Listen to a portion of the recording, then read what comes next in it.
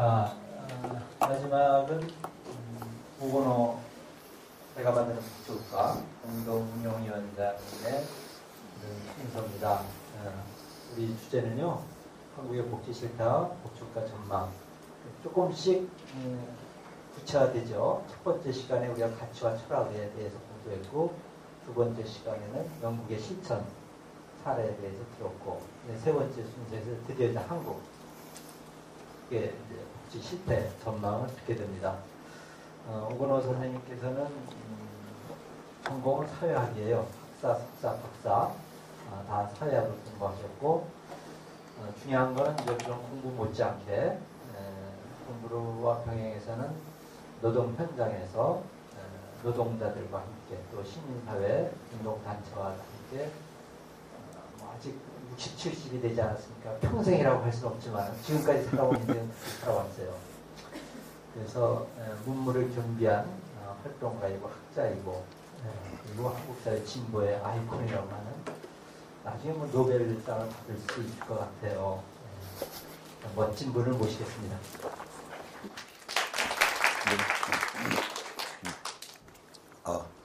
예, 반갑습니다. 오늘 마지막 시간 맡은 오건호입니다.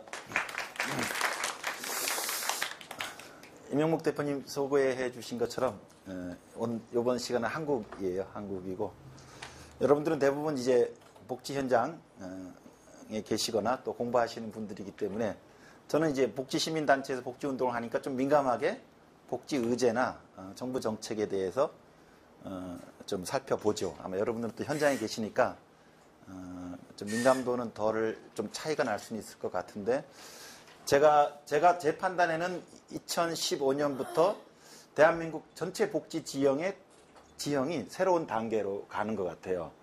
그래서 굳이 제가 이름 붙이면 2단계라고 이름 붙입니다. 1단계는 어디냐 하면 우리 그 무상급식을 시작으로 해서 복지 논쟁이 붙었지 않습니까? 2010년으로 잡죠. 2010년 이전은 뭐냐? 없는 걸로 치죠. 우리 이명욱 대표님 섭섭하게 생각하지 마십시오. 그전에도 우리가 복지가 있었고 복지를 제공하고 했습니다만은 이런 국가적 의제, 사회적 의제로 복지가 떠오르지는 않았었지요. 그런 면에서 존재는 했지만 정치적, 사회적 의미에서 혹은 복지국가라는 그런 눈높이에서 볼 때는 아주 미약했기 때문에 일단 족보에서 빼겠습니다. 일단 뿌리로서만 있었던 거고 본격적인 사회적 의제로 등장한 건 2010년 이후에 무상급식이었습니다. 그리고 그때부터 복지가 쭉 앞으로 확대되는 시기예요. 2010년부터 작년까지 대한민국 복지 지형의 1단계라고 부르겠습니다. 복지 바람이 불었어요. 복지가 굉장히 다른 어느 서구 복지 국가에서 찾아볼 수 없을 정도로 빠르게 확대됐습니다. 그리고 왜 올해부터 전환점이냐 하면 이제 그 변곡점에 온 것 같아요.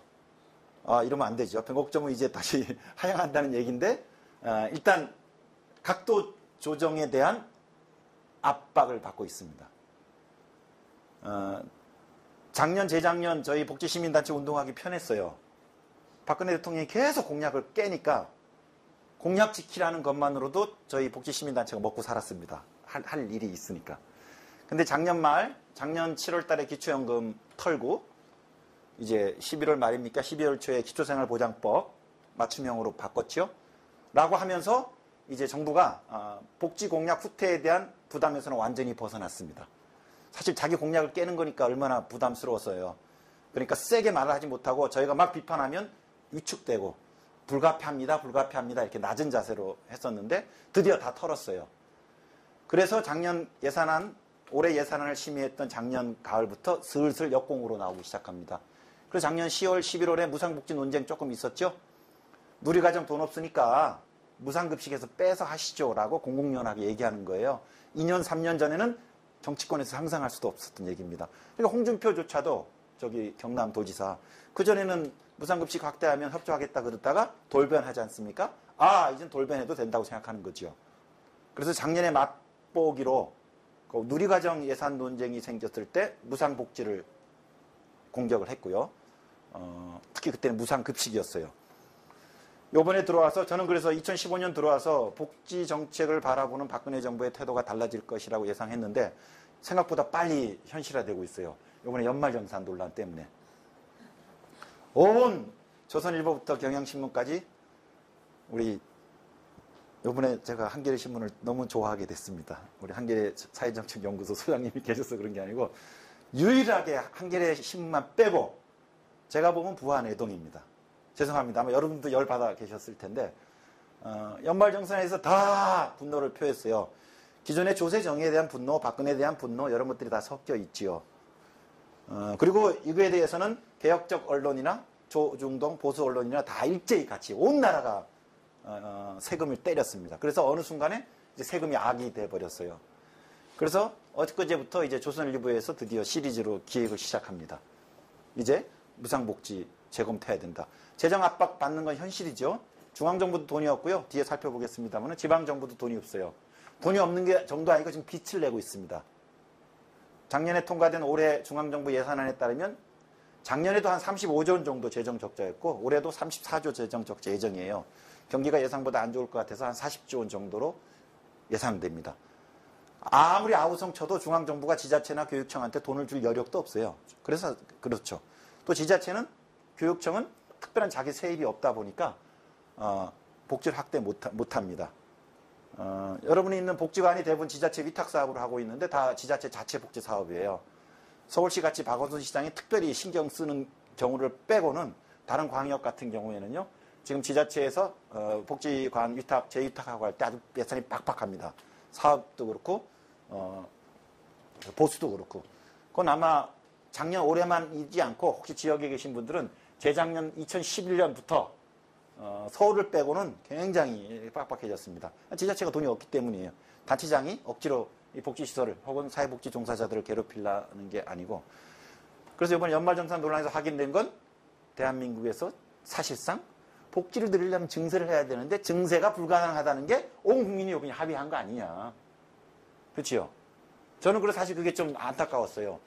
출생공제, 다자녀 공제를 폐지해가지고 연봉 4천, 5천, 6천 받으시는 분들이 평균은 2, 3만 원이지만 좀 특별한 경우에는 10만 원, 20만 원도 더 넣을 수 있어서 더 세금 증가하는 경우가 발생합니다. 그러니까 다들 난리를 핀 건데 2013년 소득세제 개편 때 왜 그거를 날렸냐 하면 2013년부터 무상보육이 모든 계층에 완전 전면화됐기 때문입니다. 그래서 보육료 지원 나이에 따라 연 250에서 500만 원씩 주어지고 있고요. 저는 애가 어려요. 큰애는 보육 어린이집에 다니고 둘째는 집에 있어서 10만 원씩 양육수당을 받아서 저는 월 32만 원, 연 400만 원씩 지원을 받고 있습니다. 그래서 2013년부터 집에 있으면 양육수당, 나가면 보육료, 전액보육료 지원이 되고 있지 않습니까? 그러니까 옛날에는 애가 많으면 가계지출이 크니까 싱글하고 다자녀하고 똑같은 월급을 받더라도 다자녀가 살기 힘들죠. 근데 자녀, 아동 관련된 복지가 없으니까 할 수 있는 게 공제제도에서 자녀가 있으면 세금을 부과하는 그 금액을 좀 줄여준 거예요. 그렇죠? 그럼 세금을 덜 내게 하는 거니까. 그래서 아동복지가 없으니까 대신 공제를 통해서 세금을 줄여주는 게 있었는데 이제 아동복지가 생겼잖아요. 우리나라의 다른 어느 복지보다도 지금 보육복지가 가장 앞서 있습니다. 아동수당 빼고는 거의 서구 복지국가 수준으로 지금 되어 있죠. 그러니까 제도의 통합이에요. 자녀 관련된 복지. 그래서 지금 무상보육이 진행되고 있으니까 출생공제를 빼는 거고 지자체마다 다르지만 출산장려금도 주어지고 있고 또 다자녀 같은 경우는 여러 가지 지금 지자체에 여러 개 주어지고 있어요. 그래서 그냥 그거 다 통합해가지고 자녀 세액공제로 바뀐 거예요. 그러니까 다자녀가 아니더라도 연봉에서 월 1인당 250에서 500씩 혹은 다자녀 같은 경우는 뭐 1000까지도 받는 거지요. 그죠? 1인당 이렇게 되니까. 그래서 예를 들면 지난 2년 새에 아이를 통해서 국가로부터 연 300만 원 이상의 복지 지원을 받았습니다. 그래서 아주 고소득자야 당연히 내야겠지만 중간계층이 5만 원, 10만 원 더 내는 게 이게 그렇게 폭탄이고 13월의 공포고 언론에서 이렇게 얘기를 해야 될 것이고 우리는 사실 연말정산 제도가 너무 복잡하니까 우리 시민들이 이거 실체를 접근하기 굉장히 어려워요. 결국은 정당에서 이거를 어떻게 뭐라고 평가를 해주고 우리가 믿는 언론에서 평가를 해주는 거에 따라가는데 굉장히 제가 보기에는 역대 어느 의제보다도 파퓰리즘적으로 됐습니다. 하여튼 결과적으로 대한민국에서 세금을 더 걷는 건 어렵다. 보편복지, 무상복지를 재검토하자고 시리즈를 시작했습니다. 어젠가 그제 조선일보 시작했고요. 오늘부터인가 일면으로 해서 지금 동아일보 시작했고 쭉쭉쭉쭉 보수 시민단체와 드디어 새누리당 아마 끝내는 이제 대통령도 얘기하겠죠. 그래서 2015년부터 지금 2단계예요. 지난 몇 년 동안 우리 복지시민단체가 아주 공세적으로 활동을 했는데 이제는 이미 이룬 거를 지켜야 되는 이런 힘겨운 싸움의 지형입니다. 아까 변곡점은 제가 단어 선택이 틀렸던 것 같고요. 하탄에 뭔가 지금 각도 조정이 있습니다. 저는 오히려 위기가 기회다. 에라 이번 기회에 사실 지난 1단계가 더 만족스럽지 않았어요. 오히려 1단계에서 우리가 부족했던 것들을 요번에 채워가지고 한 단계 아래로 더 가자. 저는 이런 생각을 갖고 있습니다. 하여튼 그래서 그런 면에서는 전환점이 있긴 해요. 뭐냐 하면 보편복지와 선별복지 세력이 이제 대한민국의 진로를 두고서 제 2단계 전투를 벌이는 겁니다. 그래서 2단계 전투의 지형이 어떻게 되는지 어떤 경로로 우리가 가야지 우리한테 유리한지 혹은 아직 우리의 병력이 부족하면 어떻게 우리의 사람들을 더 우리 쪽으로 끌어모아서 병력을 늘릴 것인지 이게 이른바 복지정치, 복지국가 정치겠죠. 그러면서 제가 오늘 말씀드릴 건 지금 2단계로 진입되고 있는 우리의 복지 실태에 대해서 진단해 보고요. 저쪽은 뒤로 역주행하는 작전을 필 텐데 우리는 다시 오히려 한 단계 더 앞으로 진격할 수 있는 가기 위해서는 어떤 게 필요할지 제가 한번 말씀을 드려보겠습니다. 그리고 이거는 앞으로 미래에 펼쳐질 일에 대한 저의 바라는 것이 들어가 있기 때문에 되게 주관적이에요. 어떤 경우는 실제 여러분들이나 시민들이 느끼는 현실적 감보다도 제가 또 이게 갈 수도 있어요. 그러니까 또 그런 것들은 중간중간에 지적도 해주시고 또 가끔 또 질문을 드리기도 하겠습니다. 어휴, 맞네요. 그죠? 네, 그래서 앞에 1, 2, 3번까지는 실태고요. 이제 4, 5, 6부터는 앞으로 어떻게 할지에 대해서 얘기하는 겁니다. 계속 오전에 그리고 앞에 이창호 선생님하고도 복지국가의 가치 철학 그리고 영국의 사례들을 공부를 하셨는데 저는 최근 들어와서 그전에 복지국가는 이런 식으로 주로 저는 생각했어요. 1번처럼. 가장 대표적인 게 사회복지학에서 복지국가를 정의하는 거죠. 결국은 복지국가라는 건 일정한 실체인데 이 실체를 정의하는 방식은 학문마다 다 다릅니다. 자신의 관심에 따라 정의하겠죠. 어떤 사람들은 복지국가를 뭐라고 할까요? 나라 거덜내는 일. 그죠? 부자 호주머니 터는 일. 이렇게 정의할 수도 있고 어떤 사람들은 복지국가가 모두가 다 공평하게 행복하게 사는 나라 이렇게 할 수도 있겠죠. 그래서 동일한 실체에 대해서 다 자기의 가치, 자기의 문제의식을 가지고 정의를 하는 겁니다. 학문도 그래요. 그래서 여기 있는 것처럼 사회복지학에서는 우리가 가장 익숙한 거죠. 모든 사람들이 최소한의 기본적 권리가 보장되면서 행복하게 사는 나라일 것이고요. 경제학에서는 행복하든 말든 상관없지요. 생산 요소들이 어떻게 잘 이게 구성되느냐의 문제죠. 그래서 생산을 잘해서 또 복지를 주면 복지가 또 구매력을 일으키고 생산과 복지가 선순환적 관계를 갖는 아주 전형적인 케인주의적 체제가 복지국가죠. 당연히 경제학에서는 복지국가를 경제 시스템적 방식으로 설명을 하겠죠. 정치학에서는 어떻게 하겠어요? 무슨 뭐 생산이든 분배든 뭐예요? 복지국가는 짝짓기다. 복지국가는 복지국가를 목표로 하는 사람들끼리 다수를 형성했을 때 정치 영역에서 권력을 잡아가지고 복지정책을 피는 거 아니겠어요? 따라서 복지국가를 싫어하는 세력들이 있고 복지국가에 적극적인 세력들이 있을 텐데 그 세력들은 뭐 다단계일 수도 있고 다단계보다 또 그 뒤에는 더 많은 이익단체 대표단체들이 있을 거고 개인으로 가게 되면 5천만 국민이 있는 게 아니겠습니까? 그러면 복지국가를 지지하는 세력으로 가능한 광범위하게 짝짓게 만드는 거. 그게 사실은 복지국가다. 복지국가가 뭐냐? 복지동맹이다. 복지동맹이 만들어지면 복지국가로 가는 거고 그게 깨지고 균열되고 반복지동맹이 만들어지면 복지국가가 깨지고 뒤로 후퇴하는 거죠. 그래서 어떻게 복지의제를 가지고 사람들이 이합집산하는가? 어떤 식으로 모이고 어떤 식으로 이반하고 이런 게 정치학에서는 복지를 바라보는 관전 포인트이겠죠.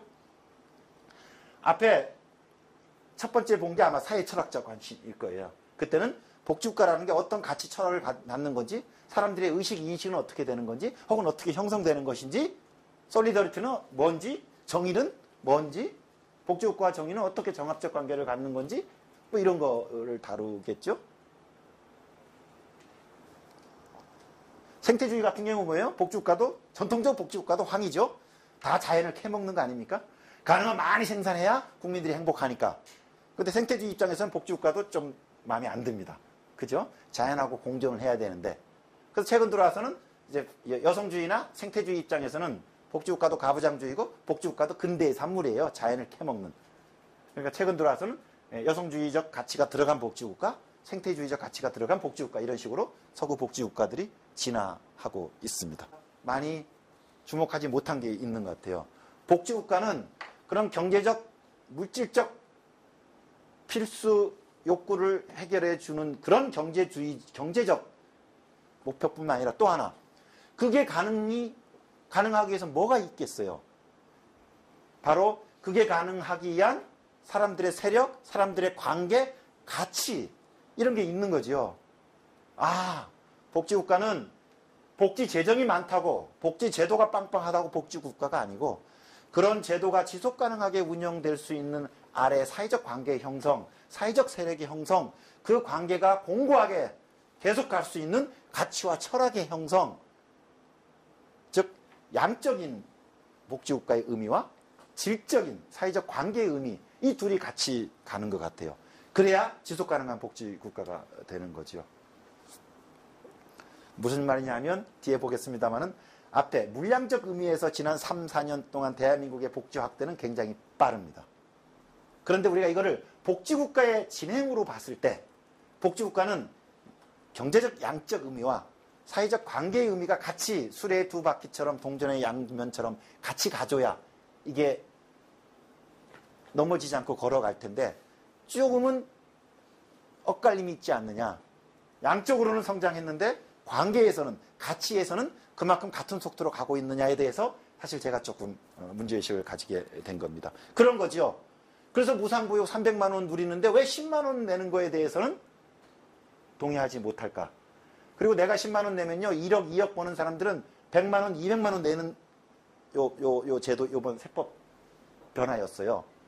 그런데 다른 사람들이 300만 원 내는 건 보이지 않고 내 10만 원 내는 것만 보이는 거죠. 내가 300만 원 무상보육을 받는 건 생각이 나지 않고 10만 원만 일반 시민을 탓하는 건 아니에요. 이제 그런 방식의 이번 사태를 보는 일정한 시각이 우리 대한민국에 확 자리 잡아 버린 거예요. 그러니까 일반 시민의 입장에서는 그런 시각에서 이번에 연말정산 논란을 볼 수밖에 없었던 거죠. 따라서 우리가 근시안이거나 우리의 생각이 짧다는 게 아니고 현재 대한민국의 현 주소라고 생각이 듭니다. 그래서 복지국가라는 건 양적 의미뿐만 아니라 이 관계적 의미도 같이 봐야 되겠다라는 거죠. 그래서 앞에서는 한 단어 얘기하면 저쪽은 풍부한 복지고요. 충분한 복지고요. 아래는 이 관계를 뭐 여러 가지 정의, 아까 뭐 정의의 관점에서 정의를 핵심 단어로 꼽을 수도 있고 솔리더리티, 연대를 핵심 단어로 뽑을 수도 있겠죠. 뭐 이런 겁니다. 자, 이렇게 해서 대략 복지국가에서 우리가 중요하게 봐야 될 측면을 제가 한번 강조해 봤고요. 이제 실태를 보겠습니다. 아직 되게 부족하지요? 어느 정도 부족한 것 같아요.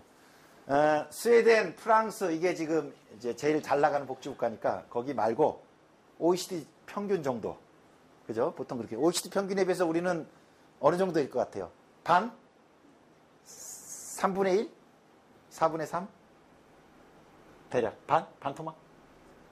반도 안 돼요? 자, 반도 안 된다. 반은 넘는 것 같다. 굉장히 비관적이시네. 네. 여러분 혹시 직접 나라로부터 받는 복지가 있으신가요? 자기한테. 자녀 있으신 분들은 이제 먹죠. 예? 무상급식. 애는 이제 보육시설은 넘어버렸어요. 보육 있으면 괜찮은데. 예. 그러니까 대부분 싱글 분들도 꽤 계시죠. 이번에 연말정산 때 싱글들이 제일 지금 뚜껑 열리셨죠? 예. 싱글 분들은요, 스웨덴 가도 복지가 없어요. 예, 어쩔 수 없습니다. 니드 자체가 형성되지 않기 때문에 아파야, 실업을 당해야, 애가 있어야 니드가 생기는 건데, 직장 있고 하나도 안 아프고 그러는데 어찌 국가가 뭘 해주고 싶어도 해줄 수가 없어요. 뭐 여행 티켓을 드릴 수도 없고. 지난번에 제가 싸웠어요. 이게 좀 세금을 더 내고 하자 그러다가 사회복지학과 교수님이 계신데, 딱 나 싱글인데 대한민국에서 뭘 하나 받은 적도 없다. 그리고 나는 병원도 자주 가지 않는다. 내가 이만큼 세금 낸다. 나 같은 사람들을 어떻게 설득시킬래? 제가 이제 증세를 하자 그러니까 이제 항변을 하신 거예요. 제가 말문이 막혀서 그래서 그랬어요. 스웨덴에서도 어찌 할 도리가 없을 거라고. 일단 요건 그냥 그 기본 지식인데요. 보통 우리가 복지 재정, 복지 예산이 얼마냐 그러면 복지부 예산을 떠올리는데 이거는 한 7년 전의 얘기예요. 우리가 해방 이후에 우리나라 예산 체계가 쭉 있었는데 그 예산 체계에서 그 예산이 얼마냐고 따질 때 2006년까지는요. 그러니까 거의 한 55년, 60년까지는 부처 예산이 그 예산이었어요. 그래서 우리나라 복지 예산이 얼마냐? 저는 2000년대 초반에도 이런 시민단체 활동을 했는데 그때 맨날 데모하면서 복지 예산 10조 원이 웬 말이냐 이렇게 데모를 하다 보니까 그걸 기억했어요. 아, 우리나라 복지 예산이 10조 원이구나. 근데 그 복지 예산이 10조 원이라는 건 복지부 예산이 10조 원이었어요. 그리고 다른 방법이 없었습니다. 예산 체계상. 그래서 복지 예산이 10조 원인데 지금 현재 우리나라 재정 체계가 바뀌었습니다. 들어보셨죠? 우리나라 복지 예산이 100조 원 넘는다고. 이 복지 예산은 부처 예산이 아니고 분야별 예산이에요. 분야별. 이 분야에는요. 쭉 보세요. 여기 보면 기초생활부장부터 공적연금, 주택, 식품의약까지 다 들어와 있고요. 소관부처로 보면 11개 부처가 있어요. 어머, 기획재정부, 이 나쁜 놈들도 복지를 줘? 줘요. 기초생활급여는 보건복지부가 주지만 저소득층 생업자금 융자, 이거는 기획재정부가 하는 사업이에요. 옛날에 기획재정부가 하는 이 사업은 복지로 카운트가 되지 않습니다. 근데 이제는 기획재정부가 하는 사업 중에서도 복지스러우면 복지 분야로 카운트하는 거예요. 공무원연금 개혁 논란 크죠? 그러면 공무원연금으로 정확히 기억이 안 나네. 10조가 채 안 될 것 같은데 한 대략 이건 그냥 흘려버리세요. 10조 원을 지금 지출하고 있다. 행안부 예산입니다. 그죠? 부처별로는 행안부 예산이지만 우리가 따지는 분야별로는 복지 예산이에요. 공무원들도 우리 국민들이지 않습니까? 우리 국민인 공무원의 노후, 소득, 현금 소득을 보장해 주는 거기 때문에 군인연금, 공무원연금, 군인연금은 국방부 예산이에요. 부처별로. 공무원연금은 행안부 예산입니다. 하지만 우리가 복지 예산 100조 원을 얘기할 때는 분야별 예산이기 때문에 여기가 다 카운트 되는 거예요. 그래서 지금 11개 분처, 그리고 부문으로 보면 분야 밑에 공공부조, 연금 뚝 해가지고 12개 부문을 합해서 100조라고 얘기하는 겁니다. 그래서 제가 말씀드리고 싶은 건 우리나라 복지 예산 수치가 나올 때 복지부 예산을 복지 예산으로 하는 거 아니다. 전체 중앙부처 중에서 복지스러운 것들을 모아서 복지 예산으로 한다는 거고요. 그렇게 했을 때 이제 복지 예산이 100조 원이다 라는 게 나오는 겁니다. 한번 볼까요? 여기 보면 현재 우리나라가 2015년에 116조고요. 요게 정부 예산에서 차지하는 건 30.8이에요. 처음으로 30%를 넘었어요. 대단하죠? 전체 이 분야별로 보면 그 정부의 분야별로 분야가 16개가 있어요. 국방 분야, 교육 분야, SOC 분야 뭐 이런 식으로 있죠. 복지 분야가 무려 한 분야가 30%를 차지하니까 되게 높죠. 그래서 이명박 대통령이 그때 한 28% 차지했는데 깜짝 놀랐어요. 복지 분야 지출이 전체 중앙정부 지출의 28%, 30%에 육박하니 과히 대한민국이 복지국가를 해도 과언이 아니다. 이런 과언을 하셨는데 이제 올해부터 30%가 넘는데요. OECD 평균은 여기 48%예요. 그러니까 다른 나라들은 전체 예산의 한 절반 정도를 씁니다. 우리는 30%를 쓰고요. 그 다음에 GDP 기준으로 보면 2014년에 OECD 평균은 21.6이고 우리는 10.4예요. 반토막. 그죠? 한 반토막 정도. 반토막이 안 되네요. 그죠? 여러분이 맞았습니다. 반토막이 조금 안 되네요.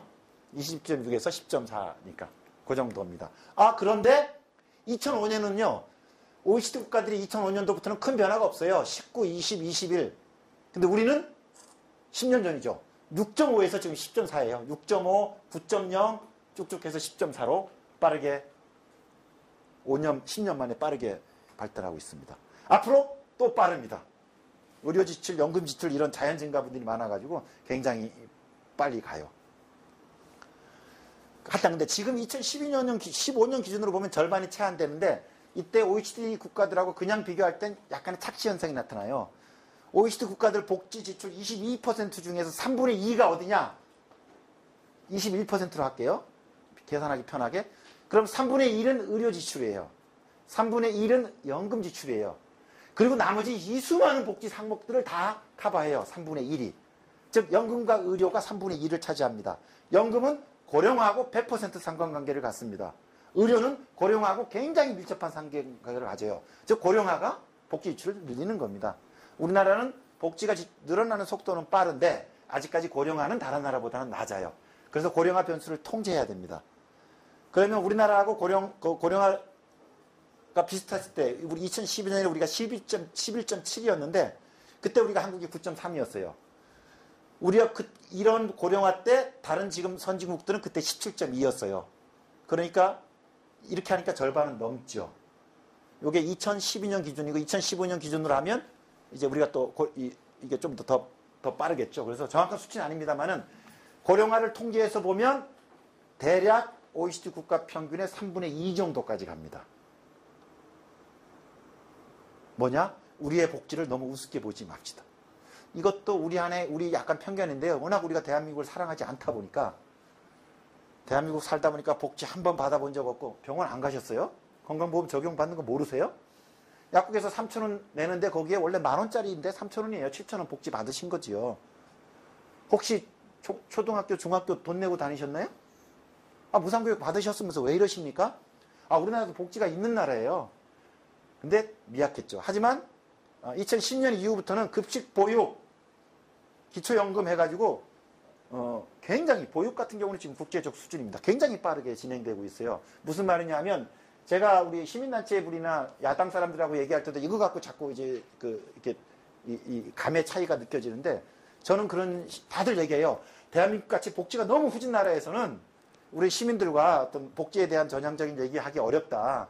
일단 부자들 세금 때리고 이렇게 얘기하는데 저는 조금 다른 포지션이에요. 근래 들어서 유의미한 복지 체험이 이루어지고 있다. 대한민국 살다 보니까 별일이 다 생기네. 애가 둘 있고 부모님 둘이 있었으면요. 애한테 한 40만 원, 부모님 기초연금 두 분이 받으시면 조금 감액해서 32만 원 받아요. 거의 연봉 1,000에 가까운 걸 받아요. 10년 전에는요. 애들 보육료 내가 직접 내야 되고 부모님 용돈 내가 16만 원씩 드려야 됐었어요. 10년 전에 비교해서 애들 있고 부모님 다 계시면 1,000만 원을 지금 받고 있다니까요. 사회임금으로, 복지로. 따라서 애가 있는 집, 어르신이 있는 집과 없는 집하고의 그 차이는 있는 것 같아요. 그런데 지금 싱글도 좀 있으면 애 낳을 거 아니에요? 조카 있지 않아요? 고향에 어머님, 아버님 계시지 않습니까? 그러면 용돈 드리는 거 좀 절약할 수 있지 않아요? 그러니까 아직은 내가 애가 있고 어르신들 주위에 혹시 노인복지관 계신 분들은 느끼실 텐데 어르신들 체감도 큽니다. 지금 10만 원 내지 20만 원 간 거. 그래서 진행되는 복지 체험을 우리가 인정하자. 그리고 대한민국 살다 보니까 별일이 다 생기네. 그죠? 어떻게 300만 원씩 500만 원씩 줘요? 그래서 이런 것들을 현실로 인정해야 좀 더 전향적으로 우리가 앞으로 여러 난관들을 헤쳐나갈 수 있는데 이걸 인정해버리지 않으면 지금 연말정산 논란 사태가 나는 거고 결국은 보수가 쳐놓은 어떤 덫에 걸릴 거라는 우려를 가지고 있습니다. 하여튼 그래서 제가 이걸 수치로도 보여드린 이유도 고령화라는 변수를 통제하면 한 3분의 2 정도는 된다. 아까 거의 다수가 절반도 안 된다고 생각하셨는데 절대적으로 보면 아직 절반이 안 돼요. 여러분이 맞았습니다. 고령화를 통제하면 3분의 2에 육박합니다. 두 가지 다 하세요. 그죠? 그러면 굉장히 이거 아는 사람 많지 않아요. 지금. 그러니까 이거는 좀 간단. 이거 2013년 수치인데요. 아까 12개 부문입니다. 복지 예산이 100조예요. 그리고 12개 부문으로 되어 있습니다. 기초생활보장도 있고 주택도 있고 연금도 있어요. 자, 제가 미리 빨갛게 동그라미 쳐놨습니다. 여기 지금 97조가 있죠? 이거 100조라고 볼게요. 100조라고 보면 제일 많이 지출되는 게 어딥니까? 연금 분야예요. 연금에서 34%, 33조가 지출되고 있습니다. 중앙정부 복지 지출의 3분의 1이 연금입니다. 두 번째가 뭐냐? 주택이에요. 18조. 두 개 합치면 어찌나 계산하기 좋게 만들었는지 딱 50조예요. 현재 아까 복지 예산 100조라 그랬죠? 거기에 절반이 12개 부문 중에서도 메이저인 연금과 주택이 가져가고 있습니다. 아시죠? 연금 지출은 누가 받습니까? 사학연금, 군인연금, 공무원연금이 연금 지출의 3분의 1을 가지고 있고요. 나머지 3분의 1이 국민연금을 받고 있습니다. 그래도 지금 노인 중에서 국민연금을 받으시는 분들은 한 3분의 1밖에 되지 않아요. 65세 이상에서는. 즉 노인들도 촌에 가면요. 국민연금 받으시는 노인과 국민연금 못 받으시는 노인으로 또 계급이 달라지지요. 무슨 말이냐? 지금 국민연금 받으시는 분들은요. 그래도 지금 노인 중에서는 남편이에요. 첫째, 자기 직장이 괜찮았던 사람들이에요. 혹은 효자, 효녀를 둔 경우입니다. 옛날에 막 대납을 해줬어요. 촌에서는.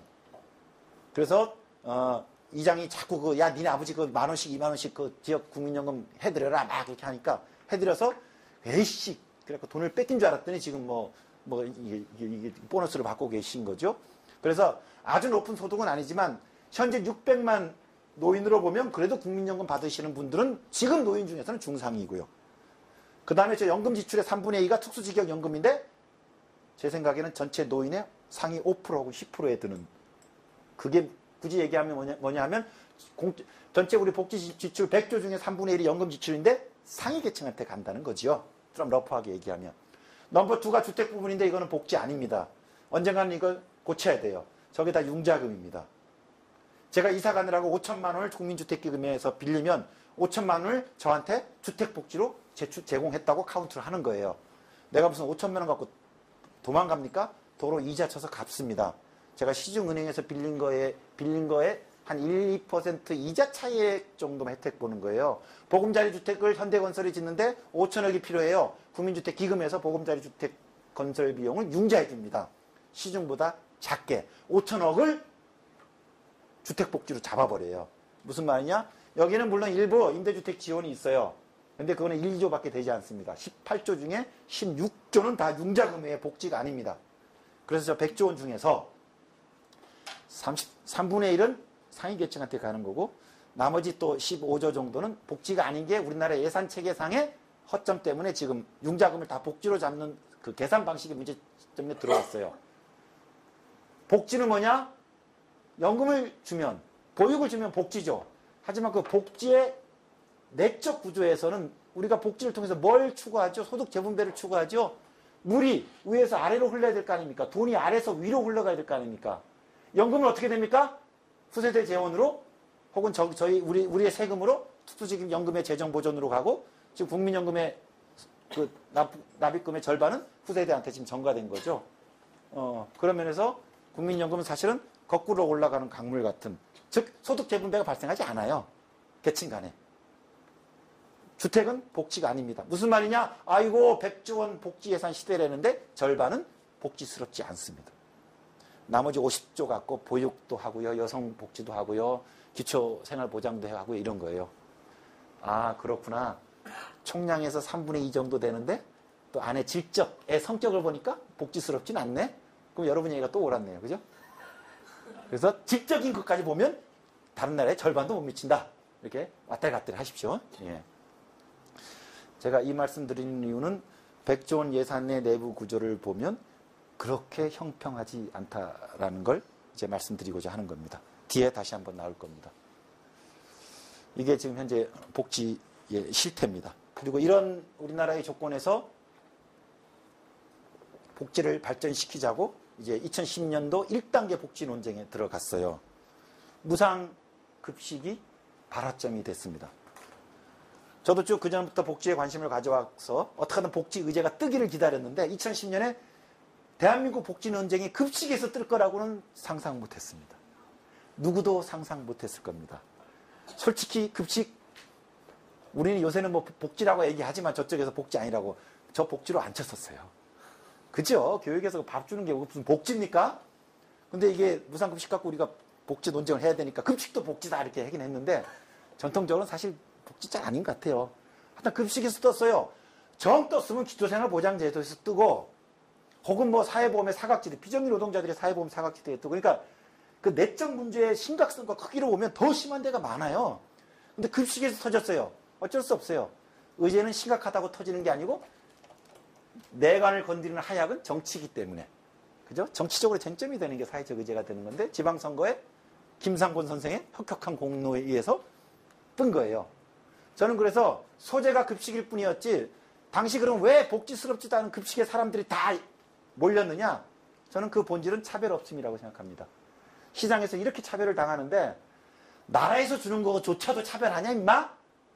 물불 안 가린 거예요. 그게 급식이든 보육이든 그때는 안 가렸을 것 같아요. 그래서 핵심은 차별 없는 거라고 생각이 들고요. 그래서 급식에서 본물이 터지니까 돌격 앞으로 해서 다이나믹 코리아 다른 나라에서 50년 걸린 거 우리는 3년 만에 헤쳐버립니다. 2010년에 무상급식 논쟁을 했어요. 2011년에 무상급식 논쟁이 보편 선별복지 논쟁으로 바뀝니다. 급식 논쟁과 보편 선별 논쟁은 완전히 차원이 다른 거죠. 그리고 1년 지나서 보편과 선별은 사회복지학 내 논쟁이잖아요. 복지 제공의 프로그램을 어떻게 설계할지의 문제. 2012년부터는 동네방네 개나 소나, 여기에 개나 소나는 뭐 정치인들도 포함되겠죠. 다 복지국가예요. 정의로운 복지국가, 역동적 복지국가, 무슨 복지국가, 내가 만드는 복지국가도 그때 창립됐습니다. 제일 좋아요, 이게. 그리고 한국형 복지국가도 있었어요. 지금 저희는 한국형 복지국가에 살고 있습니다. 그분이 주창하신. 그래서 급식이라는 월 4만 원짜리 애들 밥이 보편복지 프로그램의 철학으로 가고 1년 만에 국가체제의 논란으로 가요. 딴 나라 반세기 걸린 것을. 대단하지요? 그래서 저희가 2012년에 내가 만드는 복지국가를 만들었어요. 이런 속도라면 3년 내에 복지국가로 간다. 이 물살을 타고 가자 해서 저희 내가 만드는 복지국가 약칭 내만복. 저기 찍으시는 분이 사무국장님이신데요.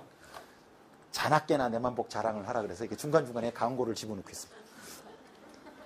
그래서 이제 복지 논쟁이 떴는데 아마 여러분들도 이제 다시 보편 선별 복지 논쟁 2단계가 시작됐죠. 아까 설명을 드렸죠. 또 붙을 거예요.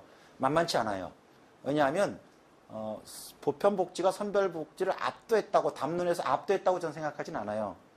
그때 총선 대선이 끼다 보니까 운이 좋았어요.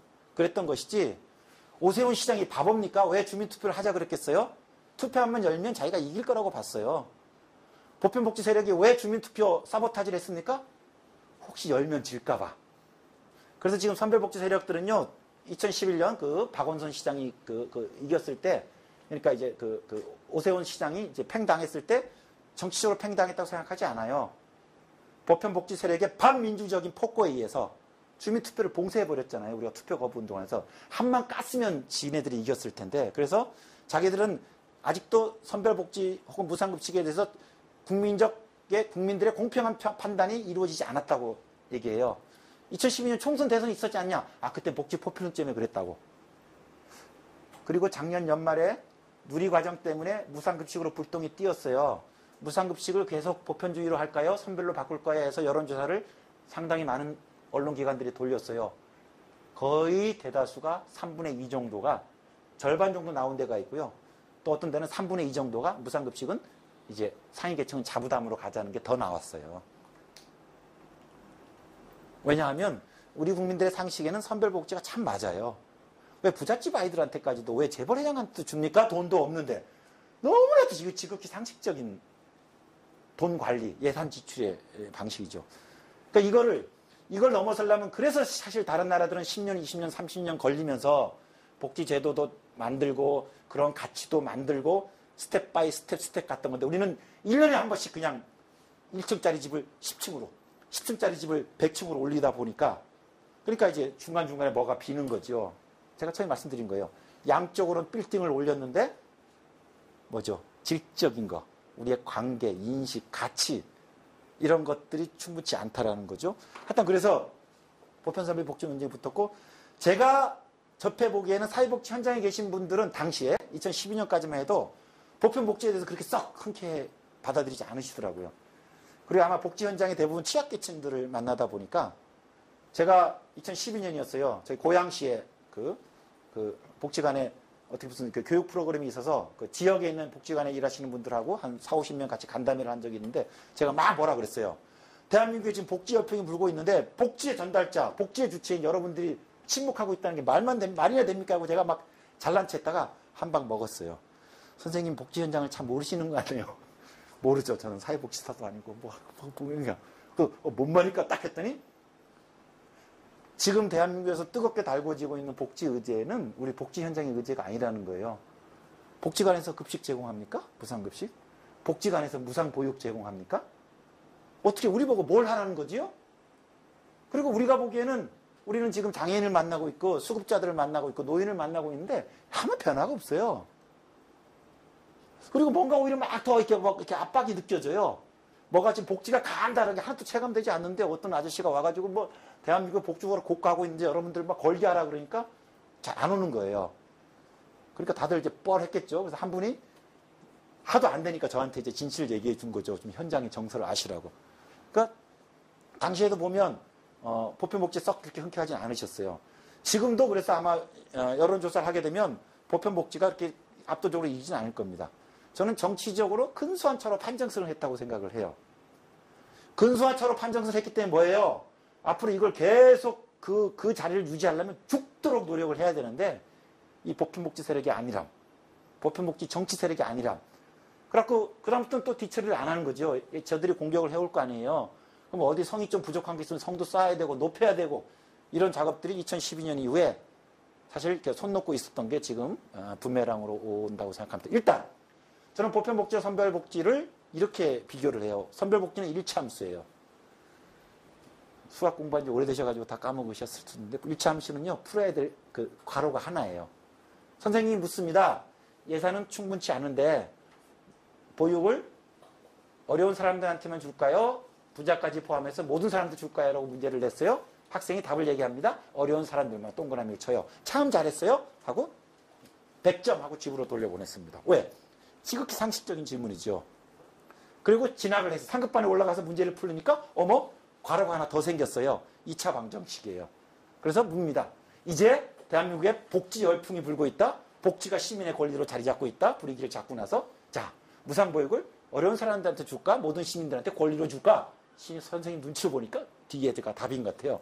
그래서 모든 사람한테 권리로 보편적으로 줍시다. 동그라미 딱 쳤어요. 아 잘했어. 띵동댕. 그래갖고 딱 교실 문 나고 나가려니까 잡아요. 야 임마 너 지금 고학년이야. 고학년 이 2차 함수 풀어야지. 요거 하나 더 채워. 이 채운 건 뭐예요? 그렇게 보편적으로 복지를 제공하려면 어떻게 됩니까? 돈이 많이 필요하잖아요. 그 돈을 어떻게 구하지? 야 요것도 써야지. 내가 가르쳐줬잖아. 아 알았어요. 4대강 사업 중단하고 부자 감세 처리하고 띵동댕 그래갖고 잘 가 그랬어요. 그래갖고 푸른 겁니다. 그래서 이 선별복지는 1차 방정식이고 괄호가 하나고 지출 변수만 있어요. 어떤 방식으로 지출하는 게 맞습니까? 가난한 사람들한테만. 보편은 지출 변수뿐만 아니라 세입 변수도 있어요. 어떻게 주는 게 맞겠습니까? 모두한테 돈이 더 필요한데 이렇게 거두면 돼요. 고차 방정식이 훨씬 멋져요. 저는 보편복지가 좀 맞는 것 같고요. 4대강 사업 싫어했고요. 부자 감세 문제라고 느꼈어요. 제가 갖고 있는 모든 한을 다 풀어준 게 이 보편복지 2차 방정식이에요. 그래서 아직 이게 될지 안 될지 모르지만 보편복지가 훨씬 매력적인 거예요. 4대강 사업도 중단하고 부자 감세도 처리하고 복지도 우리 사회의 권리로 온다는데 왜 이걸 우리가 마다합니까? 가자! 보편복지. 박근혜도 보편복지로 왔지요. 공약은. 그래서 간 겁니다. 그래서 정치적으로는 이 2차 함수가 이겼어요. 그런데 요거까지만 설명하고 잠깐 쉴게요. 근데 문제는 논쟁에서는 2차 방정식이 이겼는데 2차 방정식이 실제 적용됐을 때 애초에 자기의 설계대로 진행됐느냐의 문제입니다. 진행됐나요? 안 됐어요? 어떤 면에서? 말씀해 보세요. 마이크가 안 가니까 조금, 예. 그래서 박근혜 선수도 꽤 보편복지 방식으로 바깥 등록금 비슷하죠? 급식은 다 되고 있었고, 보육, 기초연금은 더 셌어요. 즉, 당시에 논쟁이 되고 있었던, 보편 선별복지 논쟁에 대해서 있었던 게 급식, 보육, 기초연금인데, 이 세 영역에서는 사실상 야권 후보보다 더 강력한 보편주의를 내세웠습니다. 2차 방정식으로 표를 얻어갔어요. 근데 지금 작동되고 있어요? 안 되고 있다는 근거가 뭐지요? 원래 역차별이 생기는 부분이 생기잖아요. 역차별? 차별이? 뭐 기초연금이나 이런 부분에서는 오히려 어르신들, 그 수급권자 분들이 오히려 더 권리로서 받지 못하는 부분들이 생기고. 그렇죠. 그러니까 기초연금이 상위 30% 빠지고 또 기초생활수급료이 빠지고 그러니까 애초에 보편적 방식으로 그러니까 기초연금을 보면 애초에 약속대로 되고 있지 않는 거 아니냐. 그렇죠. 또 요건 지금 사례를 제도 사례를 얘기해 주신 거고요. 아까 답을 채웠잖아요. 세출과 세입. 지금 말씀하신 세출에서 기초연금 영역에서 애초 방식대로 보편주의로 제공되고 있지 않지 않느냐라고 지적해 주신 겁니다. 한 측면 말씀해 주셨고요. 또 자, 2차 방정식이 작동되지 않는다고 생각하시면 어떤 면에서 작동되지 않는다고 생각하세요? 어쩔 수 없습니다. 앞에 계셔가지고 예, 마이크를 이제 들으시고 뒤에 분 들으셔야 되니까. 부자 증세 아닐까요? 그러니까 그렇죠. 네. 부자 증세가 이루어지지 않으니까. 네. 그러니까 부자 감세가 처리되지 않으니까. 그러니까 이 방정식하고 연관시키면 원래 두 번째 괄호가 부자 감세 처리였죠. 거꾸로 얘기하면 부자 증세죠. 그게 이루어지지 않으니까 즉 세입에서 부자 감세 철회 혹은 증세한다고 해놓고 그게 이루어지지 않은 거죠. 그렇죠. 근데 저 궁금한 거 있어요. 예. 근데 부자가 증세를 하려면 그것도 어쨌든 뺏긴다는 느낌이 없는 그게 물론 이제 보편적 복지가 그것을 보충해 주긴 하겠지만 뭔가 사회적 합의도 필요하잖아요. 근데 지금 우리나라의 정서는 일방적으로 내가 주고 있다는 생각이 더 많지 않을까요? 전 물론 부자가 아니라 그런 생각. 아 부자들이? 네. 그럴 것 같습니다. 저도 부자는 아니지만 그렇게 생각할 것 같아요. 네. 그러니까 부자 증세를 해야 되는데 결국은 우리가 총칼을 갖고 뺏을 수는 없잖아요. 그죠? 말로는 소득의 재분배라고 하지만 네, 그러니까 그들이 동의할까? 그걸 바꾸는 건 결국엔 어떤 철학의 문제일 거라고 저는 생각하는데 그럼 부자를 위한 청년 무슨 복지 캠프 이걸 해야 되는 거예요. 그러니까 어떻게 해야 되죠? 그러니까 그 양반들이 동의해 줘야 되는데, 그죠? 그렇죠. 근데 그게 어려울 거다. 몰라서 지금 배우러 온 거죠. 지금. 그럼 부자 캠프를 해야 되는데. 그렇죠. 그러니까 부자 증세가 어렵다 말씀하시는 거잖아요. 그죠? 어쨌든 네, 그 욕하기, 그러니까 무조건 내라고만 하기에는 그것도 무리가 있지 않겠냐라는 생각이 전 든다는 거죠. 부자 증세는 대부분 동의하시죠. 근데 그게 될까라는 거에 대해서 지금 의구심을 가지신 거예요. 동의하시면, 지지하시면 그게 되도록 해야 되잖아요. 어떻게 할 수 있죠? 부자 증세. 되겠지만 많은 시간이 필요할 거라는 거죠. 아, 시간이 필요한 얘기는 저도 다 해요. 시간만 있으면 다 하죠. 그럼 한 5년 내. 자, 그럼 부자 증세가 가능하기 위해서는 부자들은 당연히 저항하겠죠. 힘이 세니까. 지금 이미 이번에 연말정산 디오플라고 나오고 있지 않습니까? 지네들이 더 내게 되니까. 그럼 부자 증세에 대한 기존 기득권 세력들, 부자들의 저항이 클 텐데 이거를 넘어서야지 돈이 생기는 거잖아요. 어떻게 넘어설 수 있을까? 지금 넘어서기 어려운 걸 어떡하나 걱정하시는데 좀 걱정 풀어주실 분. 그래서 복지를 축소하는 건 더 많은 무리를 가져올 것 같아요. 제 생각에는. 네. 그러니까 근데 돈은 없고. 그렇죠. 그러니까 어쨌든 증세와 더불어서 그러니까 지금 연말정산처럼 사실은 소득의 재분배 효과가 있음에도 불구하고 덜 내는 사람이 지금 더 발끈하는 거잖아요. 네. 예. 혹시 발끈하셨나요? 아니면 이번 연말정산 찬성한다. 속으로 괜찮은데 하셨나요? 발끈하셨나요? 전 이제 직원분들하고 월급 비교해보면 제가 좀 더 많이 받으니까 아예 처음부터 소득세는 내야 되는 거라고 생각하고 있죠. 그러니까 우리 선생님 같으신 분 계셨으면 됐을 텐데. 하여튼 아마 증세는 특히 부자 증세들은 힘 있는 자들의 호주머니에서 세금을 꺼내는 것이 굉장히 강력한 저항이 있겠죠. 사실 제2단계 과제가 이거예요. 어떻게 이들의 증세를 가능하게 할 것인가. 이거 이제 부자 캠프도 한번 하긴 해야 되는데 그거 한번 뒤에 논의해보고요. 결국은 뭐냐면 그렇죠. 2차 방정식은 세입과 세출의 방정식이었는데 세출은 비록 기초연금에서 아까 그런 왜곡이 있었지만 그래도 기존에 비해서는 꽤 많이 늘었어요. 무상보육 다 되고 기초연금도 애초에 디자인했던 거하고는 달라졌지만 지금 꽤 많은 노인들이 다 20만 원씩 받고 계시는 많이 늘었죠. 세출은 늘었는데 세입은 어떻게 됐어요? 지난 4년 동안 복지는 늘었는데 지난 4년 동안 세입은 어떻게 됐느냐? 딱 그 자리. 그러면 둘이 관계가 어떻게 되겠어요? 밸런스가 깨지지요. 2차 방정식은 뭐예요? 보편복지 제공을 통해서 세출이 늘면 부자 감세철을 하든 뭔 방식을 하든 지하경제 양성화를 하든 세입이 늘어야 같이 가는데 지난 4년 동안 왼쪽 다리는 앞으로 쭉 가는데 오른쪽 다리는 계속 그 자리에 있으니까 뭐예요? 가랭이가 찢어지기 직전의 상황이에요. 가랭이가 찢어지기 직전의 상황에 그 부작용이 뭐냐에 대해서 한번 보지요. 첫째, 아까 복지재정이 지금 부족합니다. 기초연금 지자체가 죽을 지경이에요. 옛날엔 어르신한테 10만 원만 줬어요. 국고보조율이 75%예요. 중앙정부가 7만 5천 원 내고 지자체가 2만 5천 원 냈어요. 20만 원으로 올리면서 보조율의 변화가 없어요. 중앙정부가 15만 원만 줘요. 75%. 그러니까 지자체가 이제는 5만 원을 내야 돼요. 옛날에 2만 5천 원만 냈으면 됐는데 노인만 보면 지자체 단체장은 아마 열이 받을 거예요. 저 어르신이 왜 우리 동네에 와가지고. 근데 아이고 저희가 기초연금 들으시니까 기쁘시죠? 겉으로는 웃지만 속은 울어요. 노인 한 명당 지자체 부담이 커지는 겁니다. 왜? 기초연금을 2배로 올렸지만 국가에서 보조금을 더 주지 않기 때문에. 누리과정 올해부터 교육청이 다 맡았어요. 3호세 과정을, 예산을. 그리고 내가 맡는 애들이 더 늘었으면 돈을 더 줘야 되는데 중앙정부가 안 줘요. 그래서 싸운 거예요. 그래서 작년에 지자체하고 중앙정부하고 기초연금 갖고 싸웠고 누리과정 갖고 교육청하고 중앙정부가 싸웠어요. 봉합됐습니다. 올해 또 여름 지나서 또 싸울 겁니다. 중앙정부 나쁜 놈 하기에는 중앙정부가 안타까워요.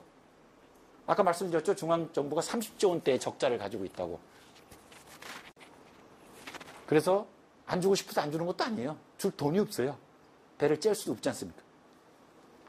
그래서 어떻게 됩니까? 그러니까 지자체는 자기 세입이 늘지 않아요. 자체 세입이 늘지 않아요. 지자체의 재정의 절반은 자체 세입인데 비슷해요. 절반은 국가로부터 받는 건데 더 오질 않아요. 근데 보육, 이제는 상위계층의 보육료 지원을 안 했다가 상위계층까지 해야 되니까 추가로 돈이 들어요. 기초연금 2배로 오르니까 추가 돈이 들어요. 지자체도 세입은 동일한데 지자체 복지 지출이 늘어요. 그럼 어떻게 되겠어요? 보육료 지출, 기초연금 지출을 안 할 수가 없어요. 법정 의무 지출이니까. 무조건 선 예산 배정합니다. 공무원 예산보다도 인건비보다도 선 지출해야 됩니다. 그 다음이 공무원 인건비입니다. 그럼 맨 마지막이 뭐냐? 지자체가 재량을 행사할 수 있는 예산들만 남아요. 그 재량에 해당되는 게 복지관, 저 A 복지관 요번에 위탁 재계약하게 해야겠네? 만나요. 그럼 관장님하고 혹은 법인 재단에 계신 분하고 지자체 과장이 만납니다. 과장이 얘기하겠죠. 아시죠? 관장님, 이사장님, 우리 예산 어떠신 거? 우리 사회복지사들, 우리 지금 3년 동안 저쪽이요? 전라도 같은 데는 3년, 4년 지금 임금 동결이에요. 임금 동결. 2012년 임금표 갖고 제가 작년 말에 무진장, 진주, 무주 그쪽 사회복지사 보수교육 갔더니 2012년 임금표가 아직까지도 그대로 동결이라고 합니다. 복지부 것도 아니고 그때 낮은, 복지부보다 낮은 2012년치를 2014년치 가고 있대요. 전라도가 지금 그런 판이죠. 그러니까 뭐예요? 그래서 위탁 사업할 때 사업비를 더 늘려주지 못해요. 그리고 지자체가 하고 있는 자체복지의 특징이 뭐냐면 중앙이 만들어낸 공공부조에 틈새를 들어가는 겁니다. 한부모, 독거, 그죠? 취약계층 아동, 김치, 연탄, 이런 것들이 다 지자체 자체복지예요. 단체장이 좀 뽐내려고 하는 건데 이 돈이 없어요. 그래서 이런 일이 발생하고 있습니다. 자, 이거를 보면 어떤 일이 발생하고 있냐면 지금 이게 우리나라 복지제도가 중앙에서 정한 복지제도가 한 300개 돼요. 300개를 다 알 수 없죠? 여러분들 공부하셨을 겁니다. 이거를 헤쳐보야 하면 3가지 집단으로 보여요. 첫 번째가 아시는 것처럼 공공부조죠? 뭡니까? 가난한 사람들한테만 주는 거죠? 선별복지죠. 두 번째가 뭐예요? 사회보험복지죠?